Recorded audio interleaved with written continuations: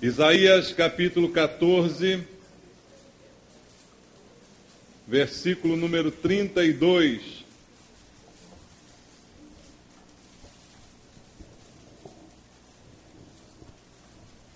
Isaías 14, verso 32. Você achou aí na Bíblia?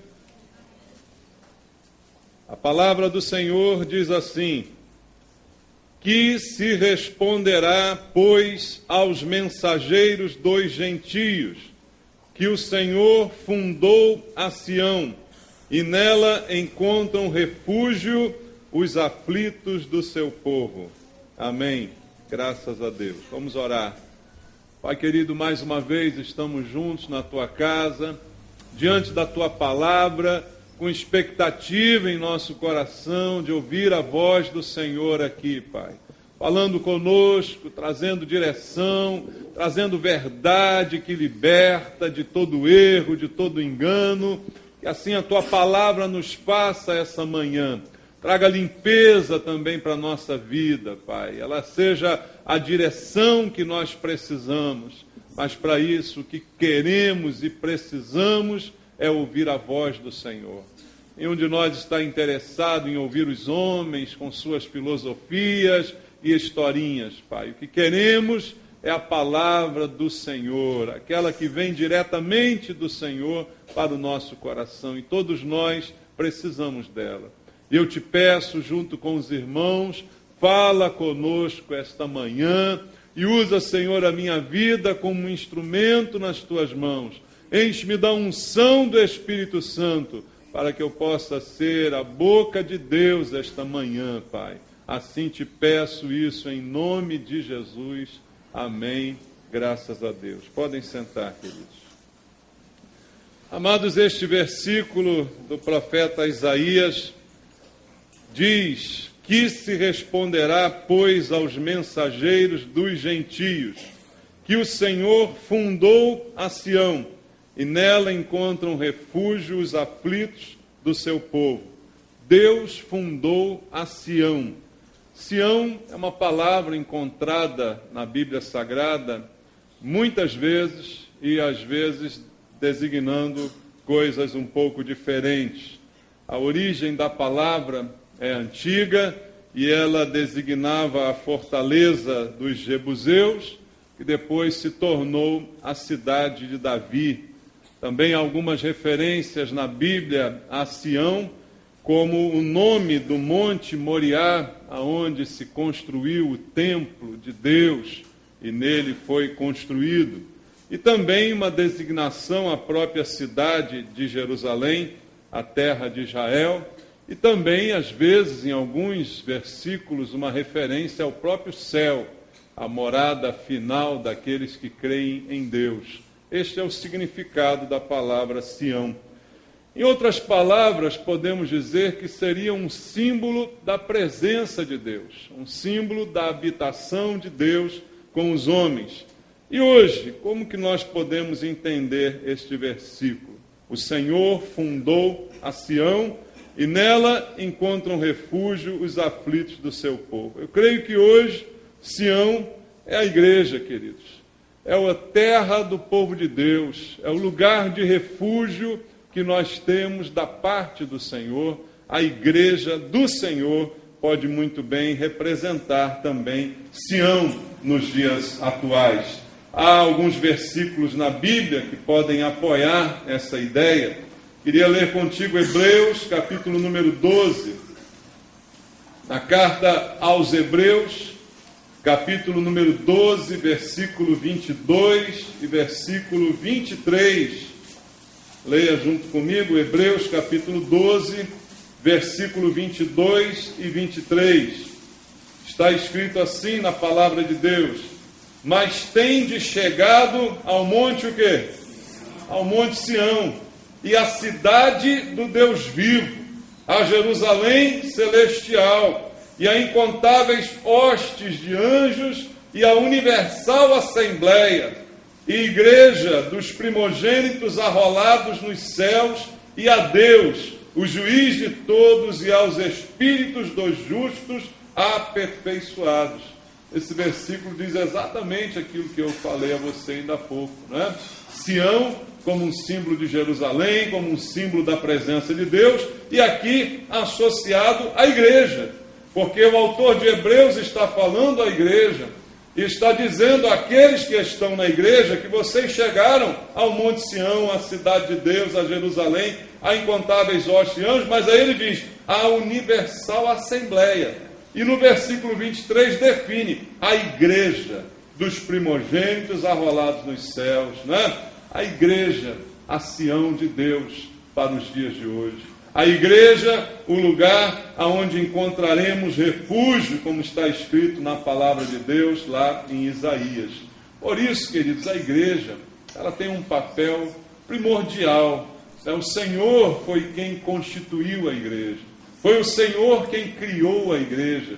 A igreja não pertence a homens, a igreja não é obra de homens, mas é obra de Deus. E é por isso que eu creio também que a igreja, ela chama muita atenção, né? Muitas pessoas se voltam para a igreja, se sentem de alguma forma inquietados com a presença da igreja. Ela chama a atenção. No versículo que a gente leu aqui no início, 14:32, né, de Isaías, o texto está dizendo que se responderá aos mensageiros dos gentios. Veja, eles fazem questionamentos, eles fazem perguntas a respeito de Deus, a respeito dos planos de Deus. Se você olhar para o contexto desse texto, Isaías está trazendo uma profecia contra os filisteus. É uma profecia bem pesada. Se você ler aí os versículos anteriores, é uma palavra muito dura de Deus àquele povo. E no final ele termina dizendo assim, o que vai se responder aos mensageiros dos gentios? Uma completa oposição ao que ele disse antes, aos filisteus, né? Ele agora está se voltando para todos e dizendo, o que vamos responder aos questionamentos que os gentios nos fazem? E aí ele traz a resposta, que o Senhor foi quem fundou Sião. E por isso, trazendo para a nossa realidade, há muita gente inquieta com a igreja verdadeira do Senhor, não é? Inquieta, porque a igreja provoca essa inquietação, queridos, não é? Depois que você se converteu e passou a fazer parte do corpo de Cristo, da igreja do Senhor, destes arrolados no céu, né, como diz a carta aos Hebreus, muita gente ficou inquieta com isso, não ficou? Não foram poucos os seus parentes, os seus amigos, que ficaram perplexos, inquietos. Como é que pode você entrar para a igreja? Por que isso? Que negócio é esse? Né? O que levou você a tomar uma decisão dessa? Muita gente fica inquieta. E começam a fazer perguntas, por quê? O que a igreja tem de mais? A igreja é assim, queridos, porque foi Deus que a fundou. E ela certamente vai provocar essa inquietação, assim como Sião, assim como Jerusalém, assim como o povo de Israel, os outros povos perguntavam, o que esse povo tem de mais? Por que esse povo é privilegiado? Nós somos povo de Deus hoje, privilegiados pelo Senhor, não somos? E isso também causa inquietação nas pessoas, que certamente vão fazer esse tipo de pergunta. O que essa igreja veio fazer aí? Que negócio é esse? Eu fico pensando, há 6 anos atrás, quando a nossa igreja se estabeleceu aqui. É claro que a igreja não é esse prédio, irmãos. Você entende isso? A igreja não é o prédio. A igreja certamente somos nós, a Assembleia Universal dos Santos, como está escrito aqui. É essa a igreja. Mas quando tomamos posse desse lugar e aqui nos instalamos, certamente a vizinhança começou a perguntar, o que vai ser ali naquele lugar? Eu já me lembro que na época da obra, mal a gente chegou e começamos a mexer nas coisas, já passavam as pessoas, o que vai ser aí? Vai ser um mercado? Vai ser um shopping? Que negócio vai ser aí, né? Já trazia uma inquietação da parte das pessoas. Eu acredito que até hoje, alguns ainda ficam inquietos, perguntam, o que é esse povo que está ali, né? O que esse pessoal faz aí? Passa aí, vê umas pessoas, né, de terno, que negócio é esse? Por isso é uma inquietação, porque nós somos, quer queiramos ou não, pessoas diferentes. Pelo menos temos que ser, não é, irmão? A igreja, ela apresenta uma diferença. Na nossa vida, no nosso comportamento, Não especificamente na nossa aparência, podemos ser aparentemente iguais a qualquer outra pessoa. Não existe uma roupa de crente, tá bom? Por mais que isso tenha sido, né, batido aí nos anos passados, até hoje, infelizmente, né? Alguns lugares ainda ficam batendo, não, crente tem que usar esse tipo de roupa, crente tem que fazer esse tipo de coisa.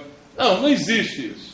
O que vai nos diferenciar dos outros não é a nossa roupa, irmãos, mas a nossa postura, o nosso comportamento, as palavras que saem da nossa boca, as nossas atitudes, as nossas respostas, não é? A maneira como a gente reage às dificuldades, aos inimigos, àqueles que se voltam contra nós. É isso que vai fazer diferença. E se realmente somos uma igreja genuína, nós vamos chamar a atenção. E essa atenção vai provocar questionamentos. As pessoas vão questionar por que esse povo é diferente, por que eles ensinam uma doutrina diferente, por que eles são assim, por que eles têm esperança, por que eles olham para o futuro com olhos diferentes. Essas vão ser alguns questionamentos.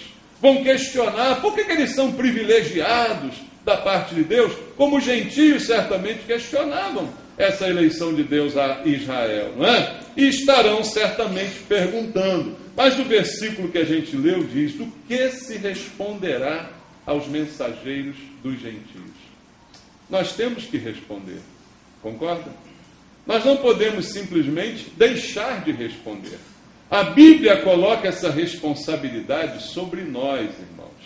A palavra de Deus diz também no Novo Testamento que nós temos que estar prontos a dizer a razão da nossa fé. Nós temos que estar prontos a apresentar respostas. E aí eu quero inquietar você essa manhã. Se alguém te perguntar o que você veio fazer aqui, será que você sabe responder? Será que nós sabemos dizer por quê? E a nossa resposta será bíblica e coerente com os ensinos da palavra de Deus? O que levou você a sair da tua casa hoje e vir para estar nesse lugar? O que fez? O que provocou? Qual a razão disso? Que se responderá aos gentios? E aí, amados, infelizmente, alguns têm dado respostas incorretas a esse questionamento. E assim tem propagado uma imagem errada da própria igreja. Há muitas pessoas que talvez se forem entrevistadas no caminho da igreja e alguém pergunte a elas, um repórter, o que você vai fazer na igreja hoje? A maioria vai dizer, vou buscar minha bênção. É ou não é? Essa resposta é errada, é resposta errada, foi reprovado. Não, você não veio buscar a sua bênção. Primeiro porque a Bíblia diz, as bênçãos te alcançarão. Não é você que vai buscá-las, é elas que te alcançam. Segundo, você já foi abençoado por Deus. A bênção do Senhor já estabeleceu sobre a sua vida, quando a graça de Deus te alcançou. Então, qual a razão de nós estarmos? Que se responderá aos gentios? É essa pergunta que está sendo respondida pelo profeta Isaías da parte de Deus, queridos. Porque os mensageiros sempre vão perguntar. As pessoas que te cercam sempre vão questionar. Desde o momento que você diz e torna notória a sua conversão, vão perguntar, mas por que você se converteu? Mas por que você vai à igreja? Sabe uma pergunta que você vai ouvir hoje?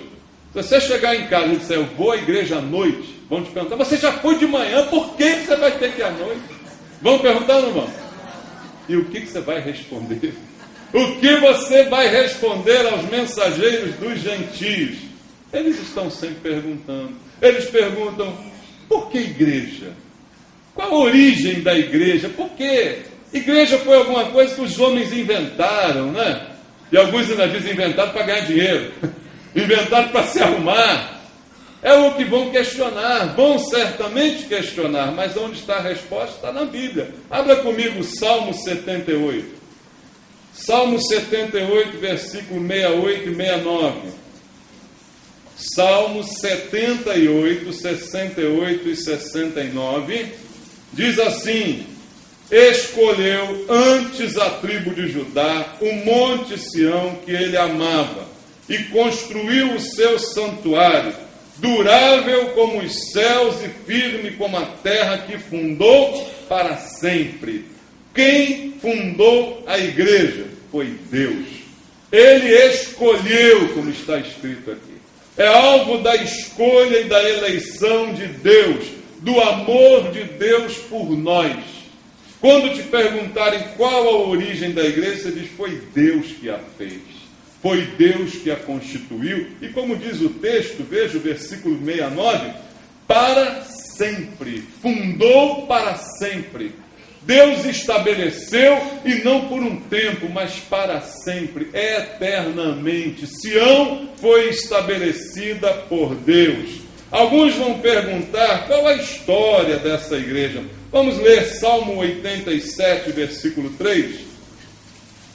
Salmo 87, versículo 3, diz assim: gloriosas coisas se tem dito de ti, ó cidade de Deus. Coisas gloriosas, queridos, Deus tem feito aqui. A história da igreja é uma história sempre gloriosa. A verdadeira igreja, infelizmente, nem toda igreja tem uma história gloriosa, não é, irmãos? Nem toda igreja tem uma história, mas a verdadeira igreja do Senhor, você vai ver, ela tem uma história gloriosa. A igreja do Senhor que começou lá em Atos, no capítulo 2, essa igreja tem uma história gloriosa, não é? Que vai se perpetuando de geração em geração, dos crentes que não se vendem, daqueles que permanecem fiéis ao Senhor. Essa igreja sempre existiu. Essa igreja sempre existiu até paralelamente à igreja oficial que se estabeleceu no ano 300, queridos. Essa igreja sempre existiu. A igreja dos remanescentes, daqueles que não se dobravam a um sistema, daqueles que permaneciam fiéis. Então a história da igreja verdadeira é sempre gloriosa. E toda igreja verdadeira tem uma história gloriosa para contar. A nossa igreja tem uma história gloriosa para contar. E eu gosto de contar essa história. Se você tiver paciência, senta um dia comigo e fala, pastor, me conta a história da nossa igreja aqui especificamente. Eu vou contar tudo para você. A gente vai ficar conversando horas e horas, contando desde o início até os dias de hoje, o que Deus tem feito. Histórias gloriosas, não porque nós sejamos pessoas gloriosas, mas porque Deus é glorioso. E Deus fundou, e Deus estabeleceu, e Deus tem mantido esta igreja. Então essa é uma história gloriosa que nós temos para contar, amados. Nossa igreja não nasceu fruto de um interesse de alguém, de um interesse financeiro, de um interesse de alguém se dar bem nem se arrumar. Então nós temos uma história gloriosa. E isso nós vamos certamente responder àqueles que questionarem. Alguns questionarão, quem é o rei desta cidade? Quem é o soberano de Sião? Quem é o rei desta igreja? E nós vamos responder, abra comigo Salmo 99. Salmo 99, versículo 2. Os gentios perguntarão e nós responderemos. Salmo 99, verso 2 diz assim: o Senhor é grande em Sião e sobremodo elevado acima de todos os povos. Quem é o rei dessa igreja? É o Senhor. Quem é o rei de Sião? O rei de Sião não é Davi ou qualquer outro, o rei é o Senhor. O Senhor é que é o grande em Sião. Ele é que é grande na igreja, Ele é que é acima de todos nós, acima de todo o povo. O Senhor é o dono da igreja. Essa igreja não pertence a alguém, não pertence a uma família, não passa por herança a ninguém. A igreja pertence ao Senhor. Ele é o dono, Ele é o Senhor da igreja. Nenhum homem pode se arvorar a ser dono de coisa alguma que pertence ao Senhor. Quem tem que ser grande na igreja é o Senhor. O Senhor é grande em Sião. Alguns talvez perguntem, qual é a lei dessa igreja? Qual é o estatuto, qual é a convenção, qual é a constituição? Vamos ler na Bíblia, Gálatas capítulo 4, versículo 26. Gálatas capítulo 4, verso 26, diz assim: mas a Jerusalém lá de cima é livre, a qual é nossa mãe. Você sabe qual é a lei da igreja? Da verdadeira igreja? É a lei da liberdade, irmãos. A Jerusalém é livre. A palavra de Deus diz: se o Filho vos libertar, verdadeiramente sereis livres. algo que pesa sobre nós é a liberdade, irmãos. Não pesa sobre nós nenhum jugo de escravidão, nem pode pesar. Muito pelo contrário, a Bíblia mesma diz que nós não podemos nos submeter outra vez ao jugo de escravidão no qual vivíamos antes. Antes éramos escravos, agora somos livres.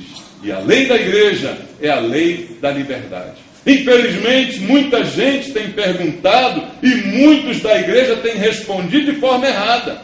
Para muita gente que está aí fora, a igreja é uma lista de não podes. Não é assim que talvez você até mesmo enxergasse a igreja antes de se render a Cristo?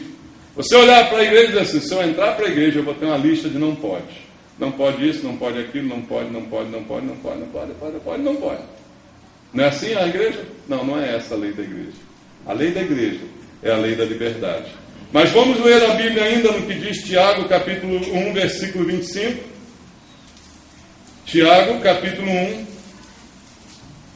versículo 25, diz: mas aquele que considera atentamente na lei perfeita, a lei da liberdade, e nela persevera, não sendo ouvinte negligente, mas operoso praticante, esse será bem-aventurado no que realizar. A lei é a lei da liberdade, mas eu não posso me tornar apenas um ouvinte desta lei. Eu preciso ser, acima de tudo, um praticante desta lei. Veja, Deus nos chamou à liberdade, mas a liberdade traz para nós responsabilidades. Nós recebemos de Deus o discernimento para entender que todas as coisas nos são lícitas, mas nem todas nos convêm, e nós não deixamos nos dominar por nenhuma das coisas. Então a gente tem que conhecer a lei da liberdade, mas não apenas conhecer, mas praticá-la com o nosso próprio viver. E o mundo tem questionado isso. O mundo, os gentios, têm perguntado: que lei é essa desse lugar? Que igreja é essa? Qual é a lei? Qual é o costume? Nosso costume é servir a Deus. Nosso costume é viver de modo digno que agrade ao Senhor nosso Deus. Não é uma lista de podes e não podes.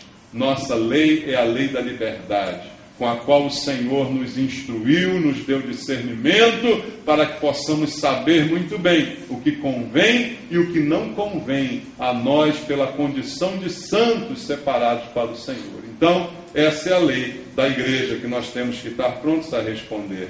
Veja também o que diz Ezequiel, capítulo 43, vamos ler? Ezequiel 43, versículo 12. Ezequiel 43, verso 12, diz assim, a palavra do Senhor: esta é a lei do templo, sobre o cimo do monte, todo o seu limite ao redor será santíssimo. Eis que esta é a lei do templo, liberdade e santidade. Dá para conciliar? Sim ou não? Claro que dá. Liberdade nos leva à santidade. Muito pelo contrário, a falta de santidade é que nos escraviza. Nós éramos escravos da imundície na qual vivíamos e achávamos que não conseguiríamos nos libertar dela. Não era assim? Antes de estar em Cristo, você era viciado em um monte de coisa, não é? E você achava que nunca seria possível se libertar do seu vício. Mas uma vez que você entregou sua vida a Cristo, você se tornou livre do seu vício. Não livre para continuar no seu vício, mas livre do seu vício, entende isso? Então é a lei da liberdade atrelada à santidade. Liberdade que me dá o direito de ser santo. Liberdade que agora me deixa toda a minha vida à disposição de uma separação para Deus. E não mais escravizado pelos procedimentos do passado. A lei da igreja é a lei da liberdade com santidade. Esta é a lei do templo. Tudo aqui é santo e tem que ser santíssimo, como está escrito a palavra do Senhor. Amados, e alguém também pode perguntar: qual é a riqueza dessa igreja? Vamos abrir no Salmo 147, porque isso também é algo a se pensar, não é? as pessoas olham para a igreja. E as pessoas reparam na igreja, reparam no templo, reparam na beleza do lugar, nos materiais da construção, das coisas que estão aqui. E alguns podem dizer, aquela igreja é rica, ou aquela igreja é pobre, ou aquela igreja é isso, é aquilo. Julgamentos são feitos a respeito da igreja. Mas qual é a verdadeira riqueza da igreja, irmãos? E qual é a riqueza que nós estamos buscando? Isso também é para pensar, não é? Talvez hajam pessoas que escolham a igreja pelo tamanho do templo. Não é bem interessante esse critério que alguns adotam para escolher a sua igreja? Veja como a gente está contaminado, não é, irmãos? Como é que nós estamos contaminados com pensamentos errados? É muito comum pessoas escolherem a igreja a qual vão frequentar pelo tamanho delas. Alguns têm mania de grandeza, né? Então elas escolhem a igreja pelo tamanho do templo. Não, eu quero o templo maior. Eu quero frequentar um lugar que o templo seja bem grande. Eu quero frequentar um lugar que seja bem rico. Porque se eu vir muito ouro, muita prata, muito brilho, eu terei a sensação de que ali Deus está. Porque esse ouro todo só pode ter sido Deus quem deu. E isso foi uma ilusão da igreja durante muitos séculos. E até hoje é assim, né? Se você entrar em determinadas igrejas, o que há de ouro e prata será suficiente para encher os olhos de todo mundo, e alguns ainda se deixam encher por estas coisas, não é? E se movem por causa disso. Outros partem para o outro princípio e dizem assim, não, eu quero igreja pequenininha. Tem que ser pequenininha, tem que ter um caixote, o pastor em cima do caixote pregando. Essa é a igreja verdadeira. Não é? São os extremos. São os parâmetros que não têm nenhum apoio bíblico. São coisas que não têm nenhum sentido de acordo com os princípios da palavra de Deus, mas nós usamos para nós e achamos que estamos certos. Aquele diz, não, eu quero uma igreja bem grande, porque eu quero entrar e não quero que ninguém fale comigo. E a hora que eu quiser sair, também quero que ninguém se lembre de mim, ninguém ligue para minha casa. Não tem gente que é assim? Tem, muita gente que é assim. Eu quero entrar e quero sair, não quero ser percebido naquele lugar. Então, quanto maior for a igreja, quanto mais gente tem, eu sou um pontinho na multidão. Já o outro diz, não, eu quero uma igreja pequenininha, que quando eu der um espirro, 20 pessoas digam saúde. Não é assim que a pessoa quer? Eu quero uma igreja pequenininha, que qualquer coisinha tem alguém fazer um carinho. São critérios nossos, baseados em princípios nossos, e não princípios de Deus. Qual é a riqueza da igreja, meu amado? Qual é o verdadeiro tesouro da igreja? Vamos ler Salmo 147. Salmo 147, versículo 12 ao 14. Diz assim, louva Jerusalém ao Senhor, louva Sião ao teu Deus, pois ele reforçou as trancas das tuas portas e abençoou os teus filhos dentro de ti. Estabeleceu a paz nas tuas fronteiras e te farta com o melhor do trigo. O verdadeiro tesouro da igreja, amados, é aquilo que vem de Deus para nós. É a proteção do Senhor sobre a nossa vida. É a paz do Senhor sobre a nossa vida. Esse é o verdadeiro tesouro da igreja. Eu não vou escolher a igreja pelo tamanho, pelo aconchego, pelas pessoas, pelas coisas. Eu tenho que saber o seguinte: Deus se manifesta ali através da revelação da sua palavra. E esta revelação, ela traz paz ao meu coração. Eu me sinto naquele lugar aconchegado por Deus e não pelas pessoas. E ali consigo desenvolver um relacionamento com Deus. Esse é o principal tesouro da igreja. Como diz o texto que nós lemos, louve ao Senhor, porque Ele reforçou as trancas das tuas portas e abençoou os teus filhos dentro de ti, Jerusalém, dentro de ti, Sião. É neste lugar, igreja, Sião, que eu consigo criar os meus filhos e criá-los bem, e me sentir junto com a minha família protegido pela guarda do Senhor. Esse é o maior tesouro, queridos, e como continua o texto, estabeleceu a paz nas tuas fronteiras e te farta com o melhor do trigo. Você sente a paz do Senhor ao estar na igreja do Senhor. Esse é o tesouro maior, amados, é a paz. E a Bíblia diz: aonde estiver o teu coração, aí estará o teu tesouro. No que está o teu coração? Questione isso. Está no tamanho das coisas? Está no brilho do ouro? Está nesses critérios que nada tem a ver com a palavra de Deus? Aonde está o teu coração? É aí que estará o teu tesouro. Os valores reais, eles não são tão palpáveis como a gente imagina. Eles são muitas vezes subjetivos. É paz, é alegria do Espírito Santo. Esse é o reino de Deus, queridos. É isso que o Senhor veio estabelecer. A Sião que Ele estabeleceu é o reino de paz e alegria no Espírito Santo, disponível a qualquer um de nós. Isso não depende de um lugar, não depende de joias, nem de brilho, não depende de tamanho, nem de nada. Isso depende de nós enxergarmos bem aquilo que Deus está fazendo e quer fazer na igreja do Senhor. E também alguém pode perguntar: qual é a tua segurança em ser crente? Você escolheu esse caminho, quem te garante que isso aí vai ser o melhor para a tua vida? Quem te garante que essa tua esperança é real? Muita gente vai questionar: qual é a tua esperança? Vamos ler o Salmo 48? Salmo 48, versículo 11 até o versículo 14.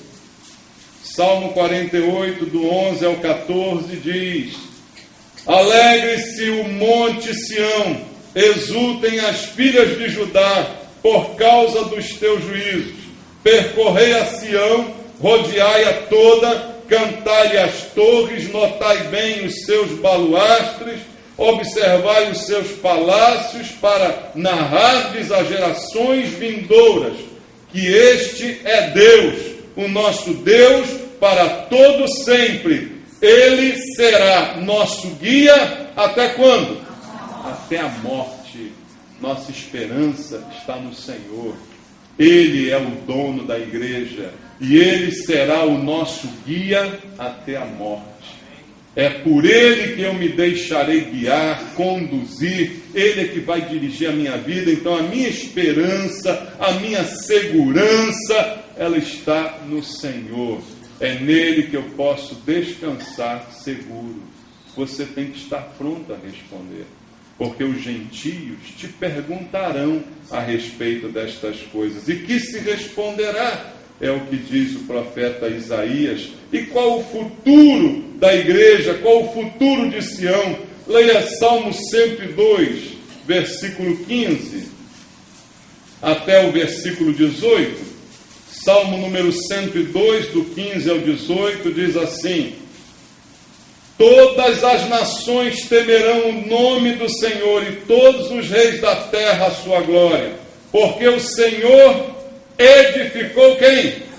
A Sião, apareceu na sua glória, atendeu à oração do desamparado, e não lhes desdenhou as preces. Ficará isto registrado para a geração futura, e um povo que há de ser criado louvará ao Senhor. Esse texto está falando da igreja, um povo que há de ser criado. Israel já existia, a igreja ainda não, mas um povo foi criado pelo nome do Senhor. E esse povo a ser criado louvará também o nome do Senhor. Louvará, porque isso ficou registrado, que o Senhor edificou Sião, o Senhor fundou a igreja. Igreja não é invenção de homem, igreja é invenção de Deus. Ele fundou, Ele criou, Ele mantém, Ele criou um novo povo para adorá-lo e para louvá-lo sempre. E esse povo somos nós, a igreja do Senhor. Então, amados, a glória de Deus sempre se revelará através da igreja que o Senhor criou. E é isso que estão perguntando os gentios, que estão questionando ao olharem para a igreja. E por que essa pergunta? Por que essa inquietação? Nós antes também perguntávamos, não? Algumas dessas questões, nós também antes de estarmos e sermos igreja, também questionávamos qual a razão da pergunta. Muita gente tem razões diferentes a respeito das perguntas que faz. Alguns perguntam sobre a igreja por mero desprezo, porque, na verdade, querem ridicularizar. São aquelas perguntas de escarnecimento. Outros por curiosidade e outros até por interesse. Perguntam porque querem saber. Perguntam porque se sentem atraídos por Sião, se sentem atraídos por essas coisas que nós demonstramos com a nossa vida. Estas são as razões pelas quais muitos também perguntam. E por que nós devemos sempre responder a estes questionamentos ao invés de ignorar? Primeiro, para calar muitas vozes contrárias. Muitos daqueles que perguntam por desprezo, por inveja, nós precisamos responder. Nós temos que dizer a razão. Nós temos que falar da nossa fé, queridos. Temos sim que responder a estes questionamentos. Temos que mostrar os efeitos da graça de Deus sobre nós. Por que você está na igreja? Porque você merece? Não, porque Deus foi gracioso para contigo. Porque a graça de Deus foi estendida à sua vida. É por isso que ela te abraçou e te incluiu na Sião de Deus. Então, nós temos que responder a respeito desses questionamentos. Como diz aqui o profeta Isaías, e eu quero ler novamente o texto inicial: que se responderá, pois, aos mensageiros dos gentios? Que o Senhor, foi o Senhor que fundou Sião. E nela encontram refúgio os aflitos do seu povo.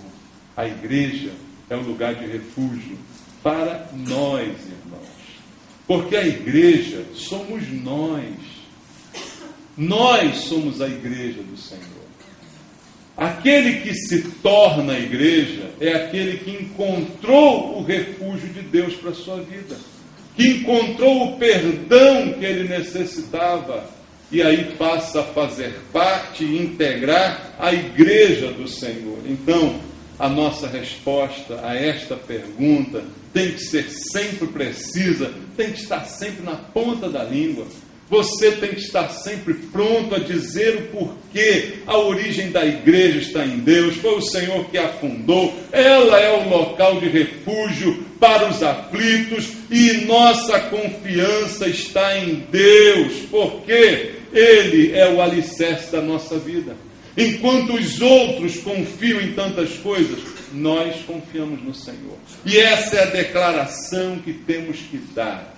E um último detalhe eu quero deixar contigo. Como diz o texto em Mateus, capítulo 16, versículo 18. As portas do inferno não prevalecerão contra a minha igreja. Quem disse isso? Jesus. Então, amado, o inimigo pode armar o que ele quiser contra a igreja.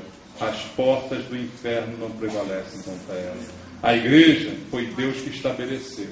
É Deus que cuida dela. Isso não quer dizer que ela não tem problemas. Sião, Jerusalém, foi invadida, foi sitiada, foi perseguida. Todas essas coisas aconteceram com Sião, mas até hoje lá está Sião. E um dia tudo será restaurado em Israel, porque a promessa de Deus permanece sobre o povo de Israel. Então Sião permanecerá para sempre. Assim a nossa igreja. Nem tudo foram flores nos 6 anos que estamos nesse tempo, nos 13 anos que existimos como igreja, 14 anos, perdão, nem tudo foram flores nesse tempo todo, queridos. Tivemos lutas, tivemos dificuldades, perseguições externas, problemas internos entre as pessoas da própria igreja, não é? Mas as portas do inferno não prevalecem contra a igreja. Você é a igreja? Fique seguro. As portas do inferno não prevalecem contra você, desde que você esteja na igreja. Ninguém é igreja em casa. Nós somos igreja na igreja. Entende isso?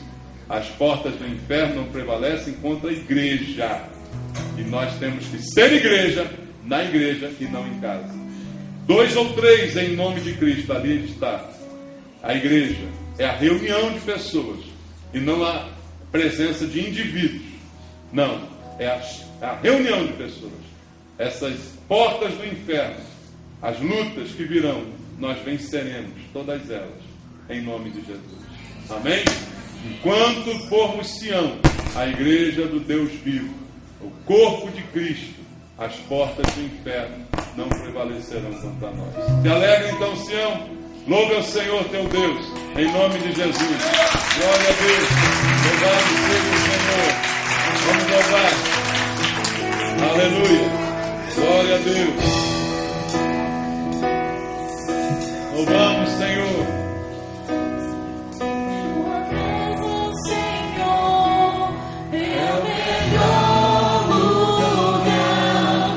Eu possa desejar,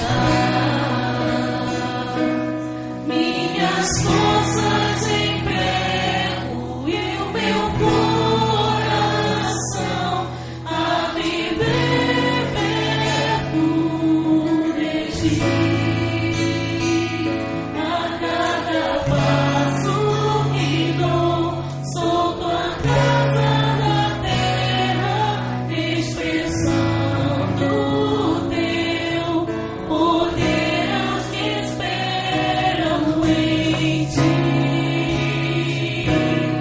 A casa do Deus Altíssimo eu sou, entre repousam seus passos, as crianças agora.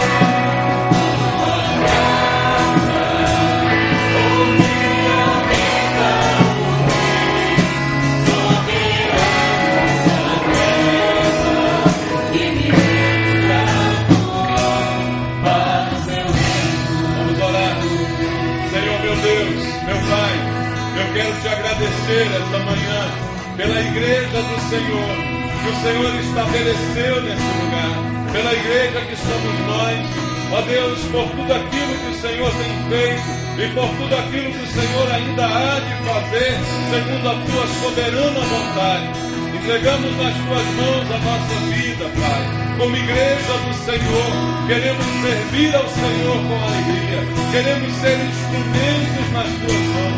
Pai, eu te peço, levanta cada membro desta igreja como um instrumento nas tuas mãos, com a unção e com os talentos que o Senhor tem dado a cada um de nós, Pai. Manifesta a tua glória ao mundo através da igreja e especificamente ao bairro de São Cristóvão, aonde o Senhor nos colocou.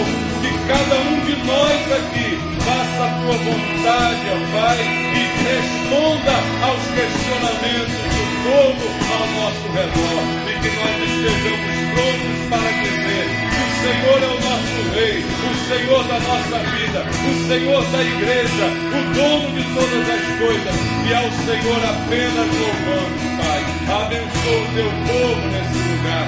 Obrigado, Senhor, pelo 6º aniversário desse tempo, pelos milagres que o Senhor realizou e pelas coisas maravilhosas que o Senhor ainda tem feito. Eu te louvo, eu te agradeço e eu oro com os irmãos em nome de Jesus. Amém. Louve ao Senhor mais uma vez. Tua casa, Senhor, é o melhor lugar. É o melhor lugar.